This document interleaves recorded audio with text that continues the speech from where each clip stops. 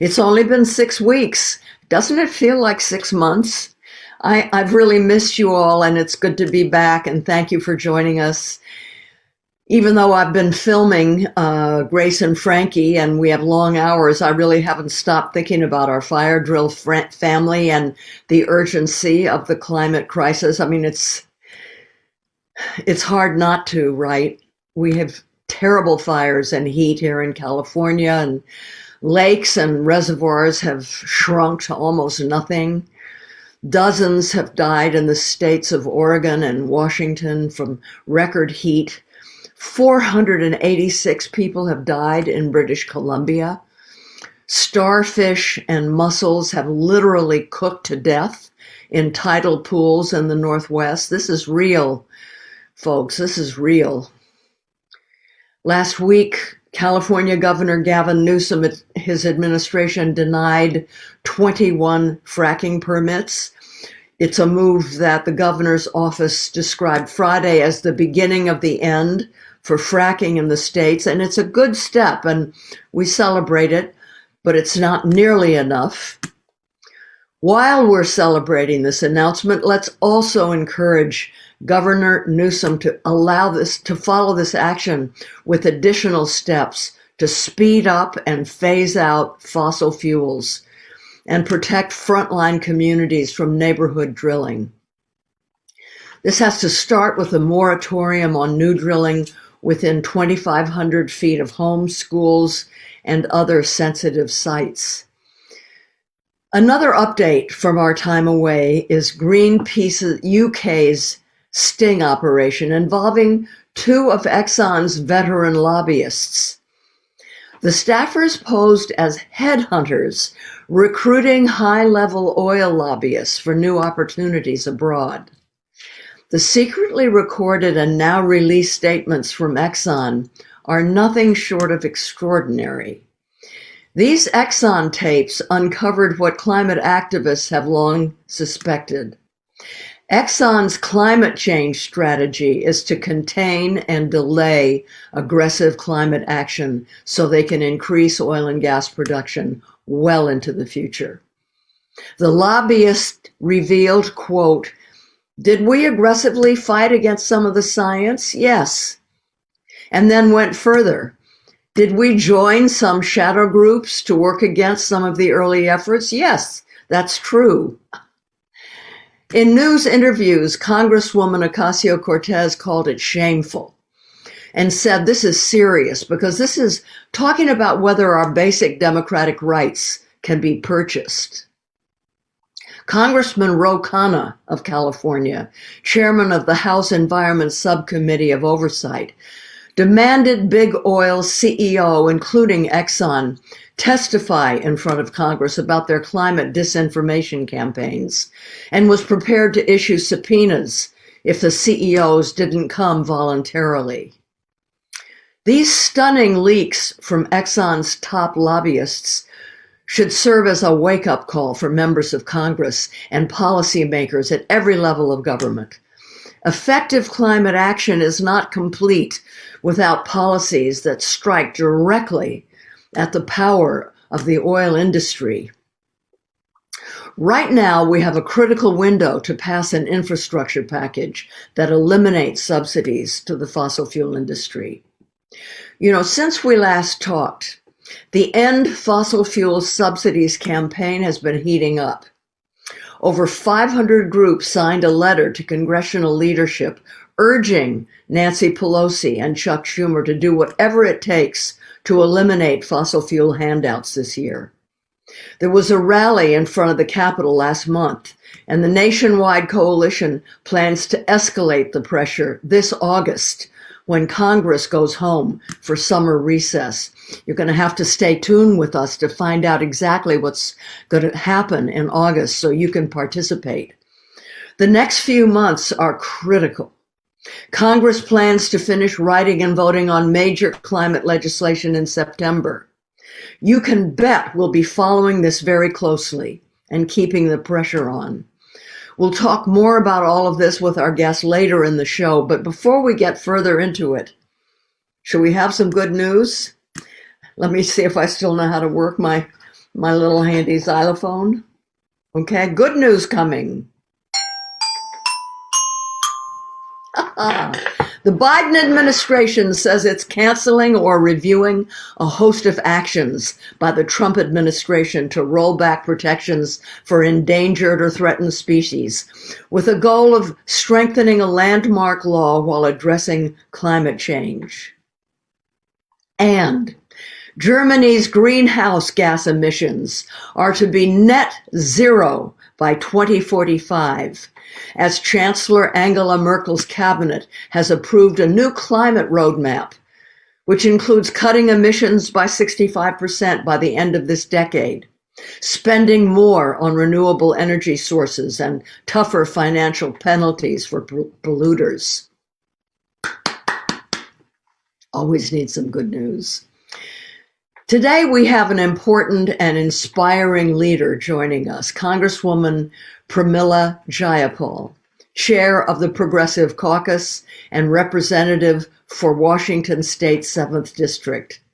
A former Washington State senator and a lifelong organizer for immigrant, civil, and human rights, Representative Pramila Jayapal was recently re-elected to Congress for a third term with more votes than any member of the House of Representatives. In 2016, she became the first South Asian American woman ever elected to the House.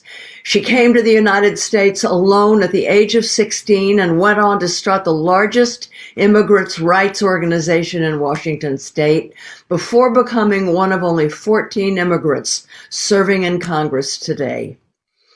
As the chair of the Congressional Progressive Caucus, Representative Jayapal is the lead sponsor of the Medicare for All, the College Act for All, the Housing is a Human Right Act, the Ultra-Millionaire Tax Act, and the Roadmap to Freedom Immigration Resolution. She's busy, in other words.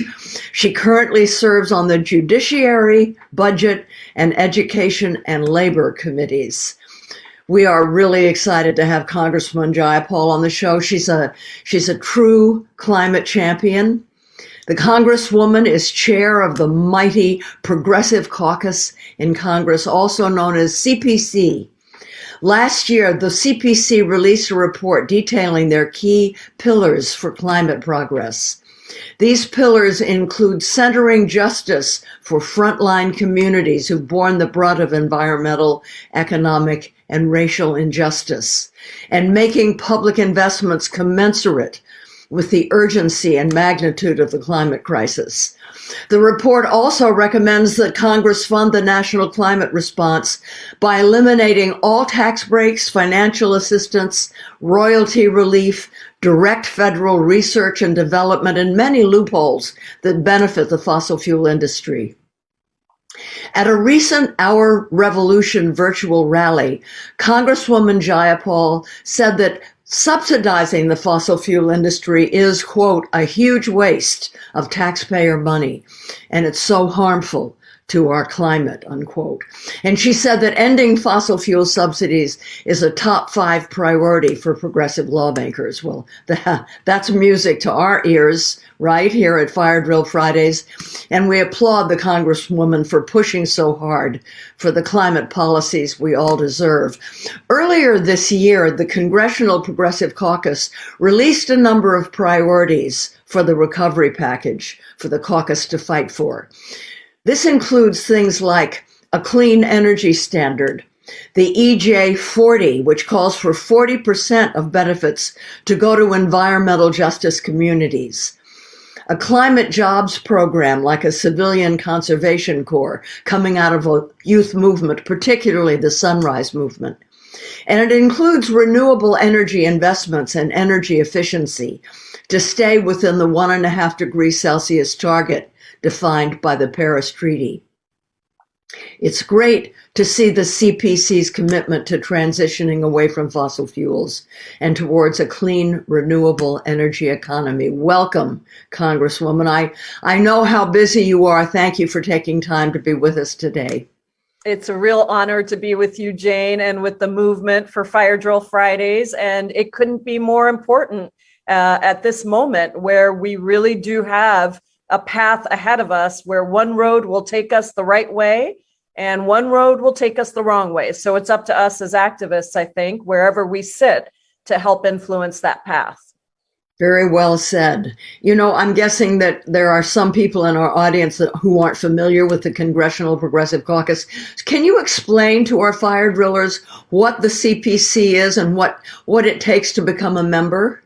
Yes, absolutely. So the CPC, think of it as organizing on the inside. So we are very proud to have 96, about to be 97 members of the Democratic caucus who are part of the Congressional Progressive Caucus. And it originally started as about 20 years ago with Senator Bernie Sanders, Maxine Waters, Pete DeFazio, a couple of others.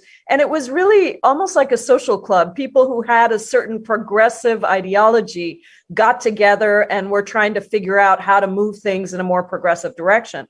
But over time, as the CPC has grown, and since I was co-chair 2 years ago, this year I'm the sole chair, we have really tried to bring more structure to it so that we can leverage the votes of our 96 members to push in a direction that we need to push. And so we passed a whole set of rules reforms last year that says that if you're a CPC member and if you want to become a CPC member, you have to be willing to sign on to a certain percentage of what we call our flagship bills. So flagship bills are like some of the ones that you mentioned already that I'm lead sponsoring. We have climate bills that are part of our flagship bills. You have to sign on to those bills as co-sponsor. But also when it comes time to significant votes, if the CPC takes a position to say we will not vote for this package, for example, without our climate pieces that we've identified, and if that vote passes by a 2/3 margin of our members, that everyone is then asked to vote with the CPC, the majority, supermajority of the time. That is kind of a remarkable thing because we're binding votes to the collective position of the caucus. And that really hasn't been done before. And we've been able to use it in very, very significant ways. And even just to move the whole push for a reconciliation package rather than a bipartisan package, 7 weeks ago or 8 weeks ago now, probably, the CPC and I as the leader said, our members will not vote for a bipartisan package without a simultaneous agreement and movement and passage of the reconciliation package that has all of our 5 CPC priorities, one of which you articulated is a very bold climate priority. So many of our members, I think it was almost 2/3 of our members voted to say that. And so we were then able to go to the Speaker, to the Senate Majority Leader, and to the White House and say, our members will not vote for this bipartisan package without the full reconciliation package with our priorities in there. And now, of course, you see the Speaker, the Senate Majority Leader, and even the White House are saying the same thing. We're not going to be able to pass the bipartisan package unless we address this, because we're not going to leave out climate. We're not going to leave out care economy. We're not going to leave out healthcare. These are the critical priorities for the CPC. Well, we are so grateful. What a power you've created there. That's just really important. Can you share more of the CPC's priorities on climate? Yes. So you mentioned, and I should say that even last year, at the end of last year, before we moved into the session, the CPC introduced the People's Agenda. And we did this along with a number of groups, movement groups from Move On, Indivisible, the Poor People's Campaign, a number of others that came together to create the People's Agenda for this next year of Congress. And that is really a roadmap that not only puts people first, but centers working people, poor people, young people, Black, Brown, immigrant, Indigenous, LGBTQ+, and those who have been left out and left behind for too long. So within that, there are 7 priorities. The first was expansive COVID relief that meets the scale of the crisis and takes on disproportionate harm to Black, Indigenous, people of color, and other vulnerable communities. The second is putting people back to work. giving workers more power, and transitioning to a clean energy economy by investing in many of the things that we've now even given more definition to for the jobs and families package. The third is ensuring healthcare for everyone. The fourth is expanding voting rights and getting money out of politics. The fifth is dismantling racism and inequality in all institutions to create justice, ensure equality and opportunity for all. And within that is creating a humane and just immigration system, something you know I've worked very hard on my whole life. The sixth is ending endless wars and investing in diplomacy. So we're not sapping our communities of much needed investments and fueling wars and acts of war abroad. And the seventh is ending corporate greed and corporate monopolies. So there is a lot of intersection, obviously, with all of these, and certainly with climate. There are several of those pieces, including immigration, if you think about migration more broadly, and how we ensure that we protect people from the necessity to migrate because of the climate crisis. So we're very proud of that agenda, specifically drilling down to climate change.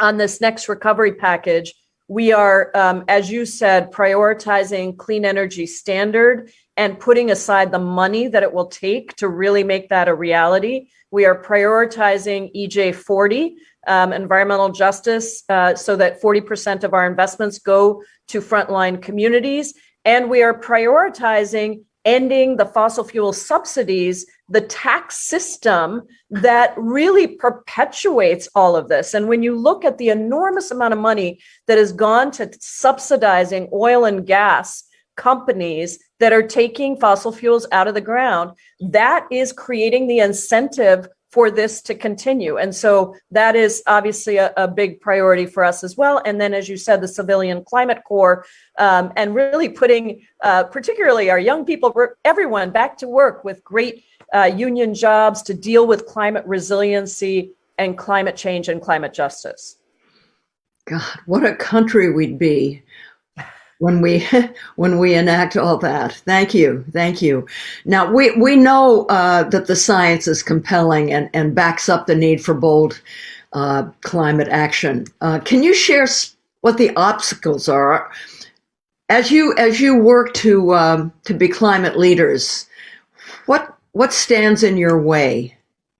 Yeah, well, I think you are very aware because of your Fire Drill Fridays of this, and I know all of our fire drillers are as well. The giant corporate oil and gas lobby stands in our way. They have exerted an enormous amount of power over lawmakers with corporate contributions. Jane, I don't take any corporate PAC contributions. I haven't since the day I ran for Congress. At that time, I was one of, I think, only 4 members of Congress to not do that. Today, thanks to End Citizens United and other groups, we've been able to increase the number of members of Congress that don't do that. But that is a massive thing that stands in the way. And so the only way to beat that is for the grassroots movement to really rise up. And of course, we are trying to get big money, dark money out of politics and out of our democracy. We've been very clear. We need to end corruption. We need to end the dominance of big money and corporate interests. We need to eliminate secret corporate spending in elections. And we need a public campaign financing system. So there is, within that, HR 1, the For the People Act, goes a long way to doing that. Elizabeth Warren and I also have another much more comprehensive bill to get money out of politics and to really transform accountability in elections. But also, Jane, we need to protect the right to vote. This is really critical. Many of the things we're talking about affect Black, Indigenous, Brown communities and poor communities, and the Republican-led attacks on voting rights have been undermining the ability for those communities to vote, directly targeting those communities. And so if we are going to make this a reality, we have to pass the For the People Act, we have to pass the John Lewis Voting Rights Advancement Act, and that brings us to a second big obstacle, which is the Jim Crow filibuster and ending Mitch McConnell's ability to essentially give the tyranny of the minority, the power to block everything that the people need and want. So that's why I and the Progressive Caucus are leading my colleagues in the House and partners outside of Congress in urging the Senate to eliminate the filibuster once and for all. I just want to say this, Jane. The 50 Democratic senators in office right now represent 41,549,808 more people than the 50 Republican senators who filibustered all of this critical voting rights legislation. Voters delivered us the White House, the Senate, and the House. That's a clear mandate for transformative change. And if we're going to have any hope of delivering on the meaningful reforms, including climate justice, we're going to have to end the filibuster. Is there a chance that can happen? Well, there is a lot of pressure, partly because of the voting rights bills, to at least reform the filibuster. People who think, and you're in the movie business, so you know this, the Mr. Smith Goes to Washington, movie of standing up to establishment Washington. If people think about the filibuster that way, they're just wrong. That was sort of a very idealized way of thinking about something that came out of the Jim Crow era, was used to stop civil rights legislation, and continues to be used to block everything. So there are discussions underway now to reform the filibuster, because we do have to pass the For the People Act. We do have to pass the Voting Rights Act. And there are a number of other bills. It's climate change or the filibuster. Or climate justice or the filibuster. It's voting rights or the filibuster. It's $15 minimum wage or the filibuster. So I do believe that we are working our way there, but it's not easy because we don't have all 50 Democrats ready to do that. With the recovery package and the questions that have arisen because of the very things that you're talking about, can you help us understand what's happening in this process? How can they encourage members of Congress to support a pro-Congress recovery package that I guess would have to go through reconciliation? What can we do? Well, I think the most important thing is to continue the pressure on the White House and on Democrats in particular, in both the House and the Senate. Sorry, Jane, my computer was about to run out of juice. So 1 second here while I plug it in. Okay. Was so that we have to show that we are not willing to move forward and compromise what we know the American people want and need for some idea of a bipartisan package. Now, I am traditionally an optimist because I'm an organizer, but I will tell you, I am not optimistic that Republicans are going to give us 10 votes, even for a slimmed down bipartisan package. Maybe I'm wrong. I would be happy to be wrong. But even with that bipartisan package, that doesn't do what we need to do. We know we need a $6 to $10 trillion investment to really take on climate change. All of the studies show that. And we need to continue the pressure on the White House and moderate Democrats in the Senate in particular. That is where it's really important to understand that if we don't deliver on what we said we would do, we can't go back to voters and say, oh, sorry, we're not tackling climate change, even though you gave us the majority in the House, the Senate, and the White House, because of some dead guy's rule named Byrd, who forces us to twist ourselves into parliamentarian pretzels to get a reconciliation package because we have to get out of the filibuster. Nobody's going to understand that. They're going to say, did you deliver to us or not? Are we taking on climate change or not? So really what we need is the pressure on moderate senators in particular, continued focus with the White House and the House and the Senate more broadly, that we need to pass this reconciliation package together, and that the reconciliation package needs to include the CPC's 5 priorities, one of which, of course, is climate. We all watched with real concern recently. Your home state of Washington has had such record-breaking heat, really deadly heat. And I've since read that scientists have linked this to the human activity, to the climate crisis. Knowing that extreme weather like this is increasingly locked into our future, what changes need to be made, policy or otherwise, to protect our communities? It's been horrific. There are right now today 300 fires burning in British Columbia, 24 in California, 14 in Idaho, 13 in Oregon, 4 in Washington. And if you had told me 20 years ago, 30 years ago, when I moved to Seattle, that we would have 108-degree weather in Seattle, 115 in Portland, that cables would be melting, that roads would be buckling from the heat, I don't think I would have believed it. And I think most people here cannot imagine that this is happening. And so it really is absolutely infuriating when people say climate change isn't real. This is the effect of a warming planet and a complete inattention to what we need to do to preserve not only our planet, but our people. So I think that, it just addresses the urgency of actually making the kinds of changes that we're talking about. And we should all be saying over and over again, climate change is infrastructure.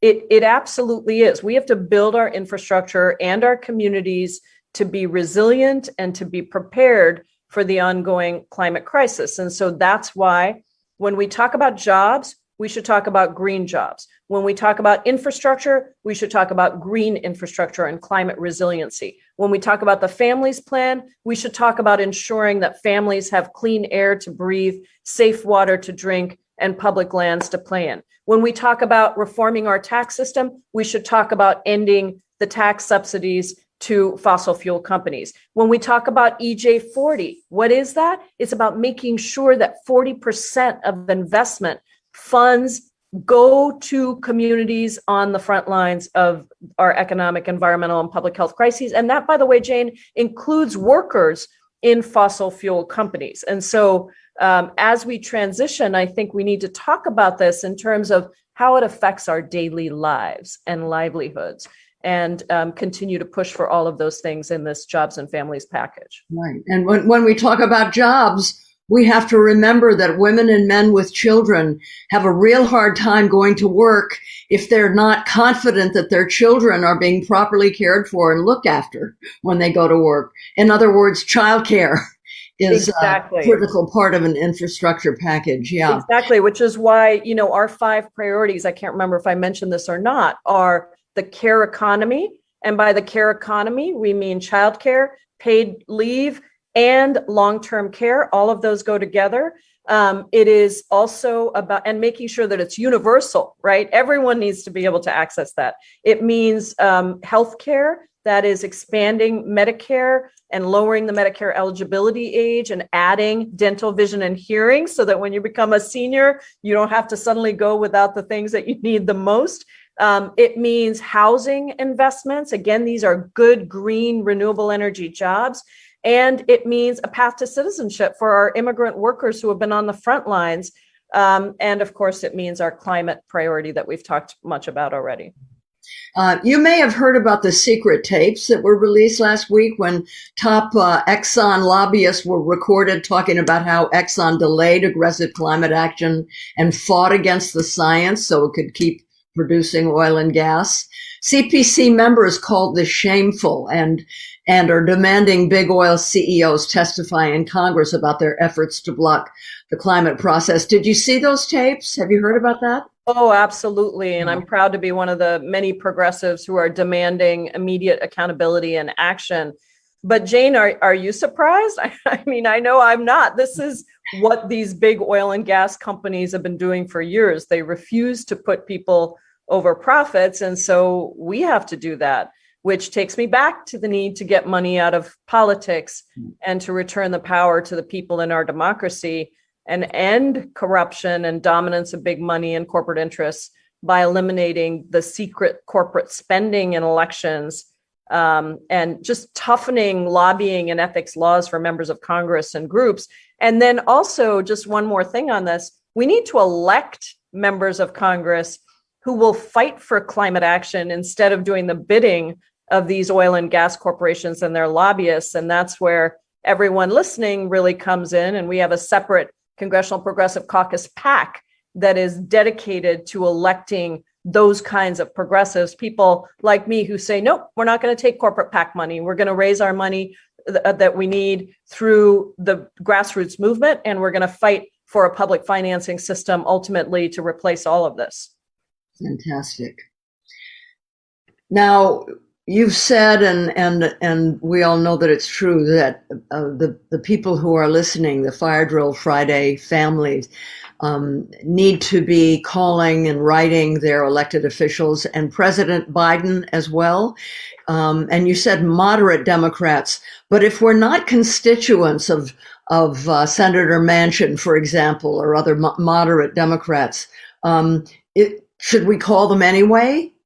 I think it's useful to call them anyway. I also think that all of us can probably come up with a list of at least 10 people that are in the states that do matter, relatives, family, friends. What if everybody on Fire Drill Fridays got a list of 10, or if you're ambitious, 20 or 50 or 100 people that you can personally call in some of the states that really matter?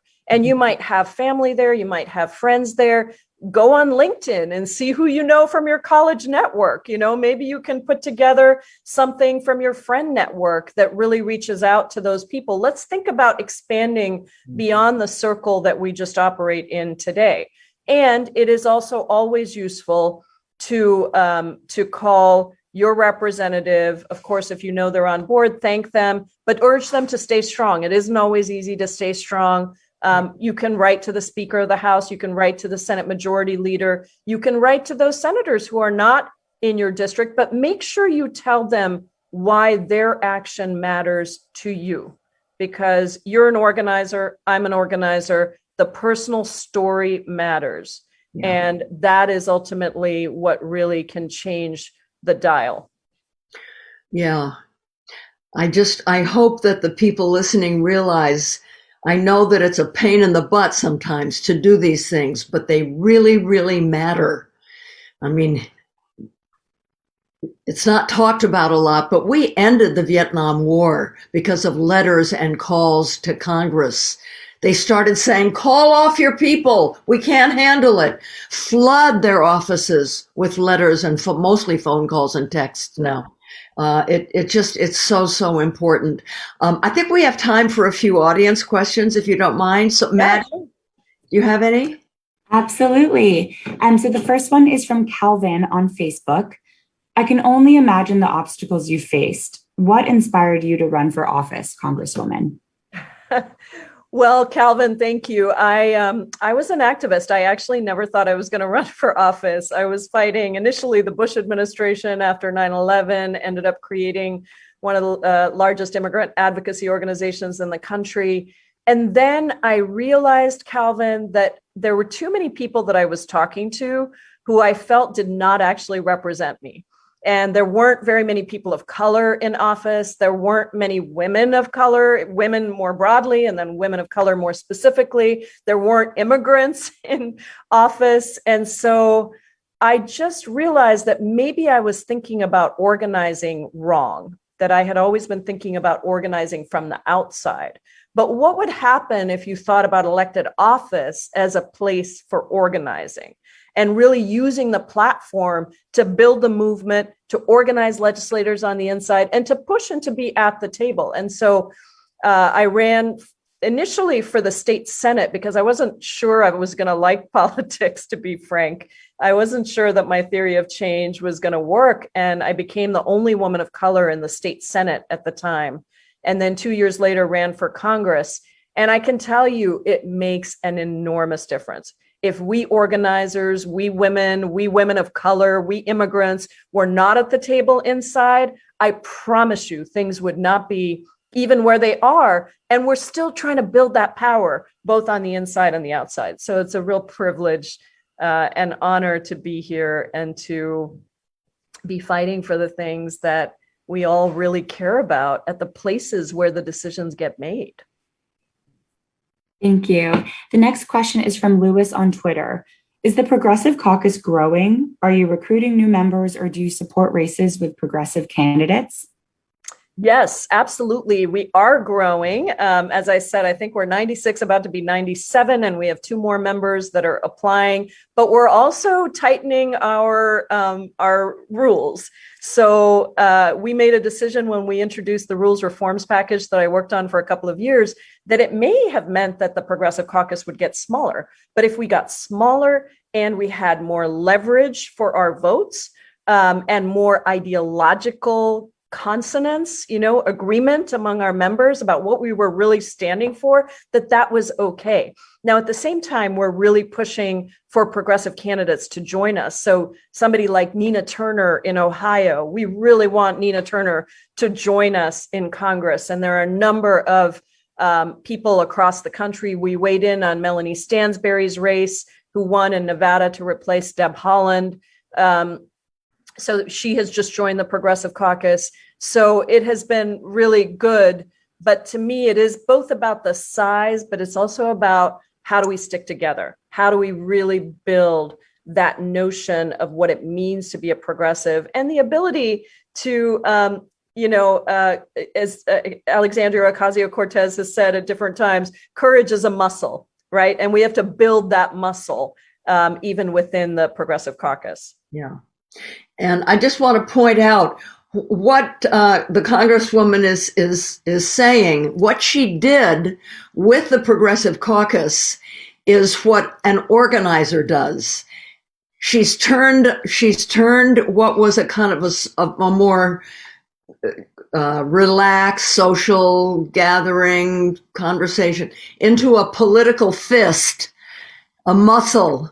And that's because she's an organizer, and it's made all the difference in the world. That's what you get when you get an organizer elected to office, and keep that in your mind when you think about who to vote for in the future.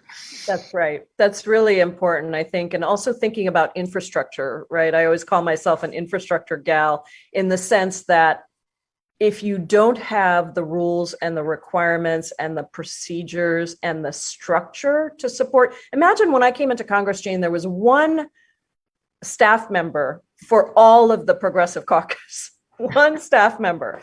And there was no outside organization, which now exists, the Progressive Caucus Center, which you are a part of and I am a part of.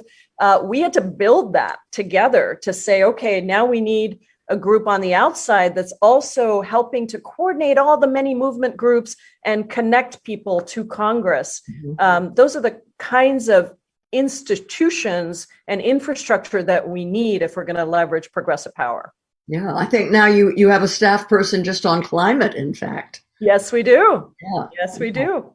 Well, I can't thank you enough, Congresswoman Jayapal, for taking time to be with us, especially after such a difficult month at home. We are beyond grateful for your leadership on climate, and we'll be following closely in the days, weeks, and months ahead. Please stay safe. We love you. Thank you, Jane, for everything you're doing. Thank you, Fire Drill Fridays movement. We so appreciate you, and we're going to win if we hold together and we hold strong. Thank you. It's leaders like Representative Jayapal and the Progressive Caucus that give me hope that we are finally going to wrestle our country out of the grip of those who put profit over people and build a more just and sustainable world that we all deserve, right? As you all know, here on Fire Drill Fridays, we are laser focused on getting rid of fossil fuel subsidies. It's just absolutely unacceptable to keep giving billions of taxpayer dollars to this polluting, climate chaos-inducing industry every year. We know that ending fossil fuel subsidies is a necessary step toward reducing our dependence on oil and our carbon emissions. This means we have to fight back against companies like Exxon, who are doing all they can to stand in the way of real progress. So you know the drill. To make change, you need to take action. So go to firedrillfridays.com/take action and send a message to your member of Congress to stop giving our tax dollars to oil companies who are threatening our climate. And before we go, one last thing, don't forget to join us for this month's movie night, Thursday, July 29th at 5 p.m. Pacific time. Our monthly movie nights are a time for the Fire Drill Fridays family to come together virtually to watch a film with themes of climate change and activism. And this month we're watching Kiss the Ground, a documentary that unearths the truth about our industrial food system and its impact on our climate, on our planet. I'll introduce the film, I'll share our movie night cocktail, and then after the film, I'll have a special Q&A about the documentary with my friend Rosario Dawson, who is in the film, and Finney and Makepeace. I hope you'll join us for what I think is going to be a really powerful evening. Stay tuned on our channels for the information about August's show. It's good to be back with all of you. Stay safe and see you next time.